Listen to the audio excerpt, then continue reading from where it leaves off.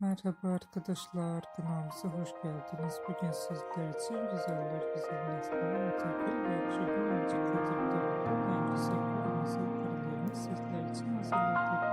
Neslihan Atagül ve Kadıklı